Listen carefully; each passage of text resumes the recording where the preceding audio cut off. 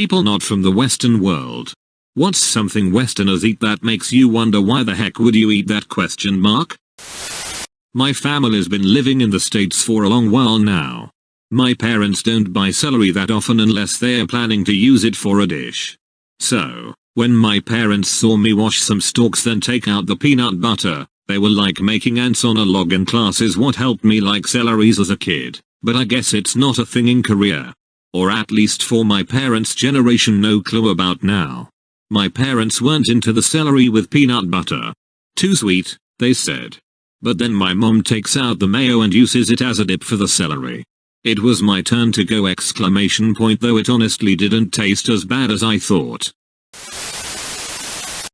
A family friend from South Africa commented on pumpkin pie once. Wait, you put pumpkins into pie? Why would you do that? I had the opposite experience when I paired for an American family. I asked if they were going to eat all the pumpkins they bought for decorations after Halloween, like roast them or make them into soup.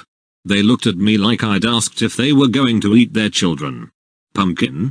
Soup, they said. The decorative pumpkins weren't edible, and the only way Americans eat pumpkin is in pie, and it's sweet. I told them pumpkin soup is so ubiquitous in Australia. Literally every cafe in the country has it on the menu in winter.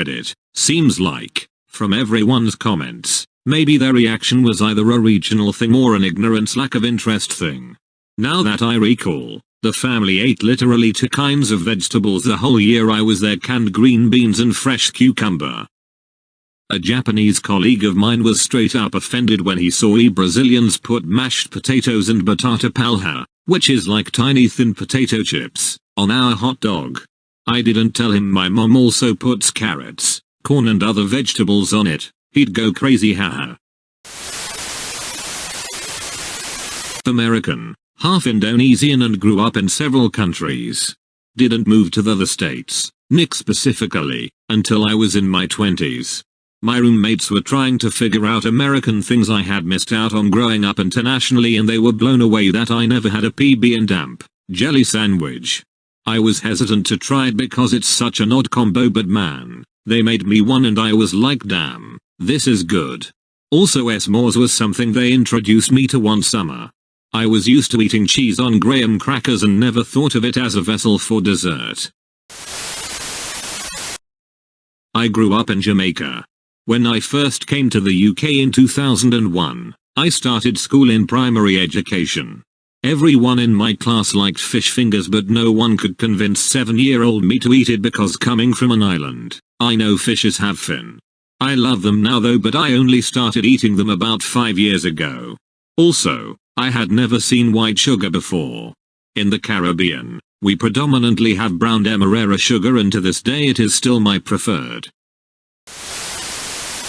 in person, but I lived in a remote jungle village in the South Pacific for a few years. I'd always have a tin of milk powder in my bush kitchen for making tea and coffee.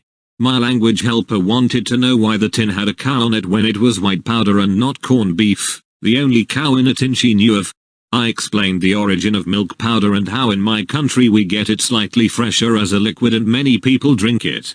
She was totally grossed out that white people love to drink cow breast milk.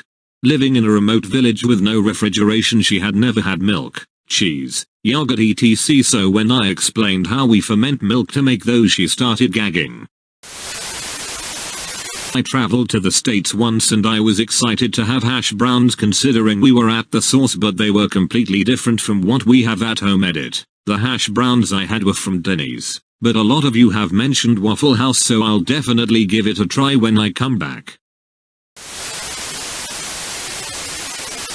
My mom is from a village in Burma. When my mom and her family moved to Macau, then a Portuguese colony, they were served ham for the first time during the trip.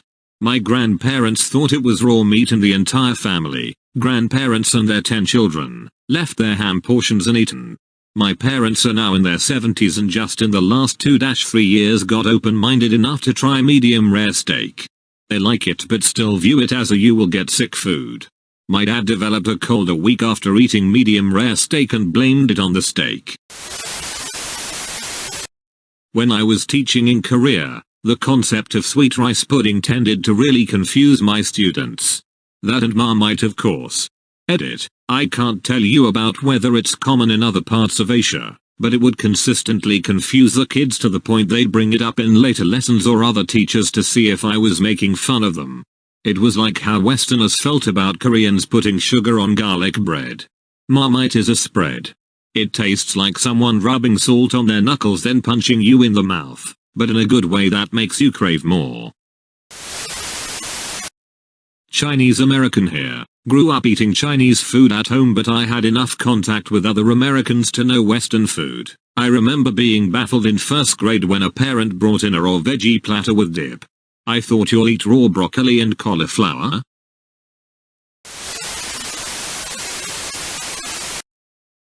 A few years ago I was at a party with a very international group of friends, where we all made various dishes together to eat later. A Slovak guy and a Czech guy decided to make sushi. They'd brought a Finnish sushi cookbook. This was taking place in Finland. A Japanese student started looking through it and I'll never get the look on her face. That was the day I learned that a lot of the sushi varieties that are staples here are not authentic at all. It's like pizza Italians are shocked by everyone else's version, too.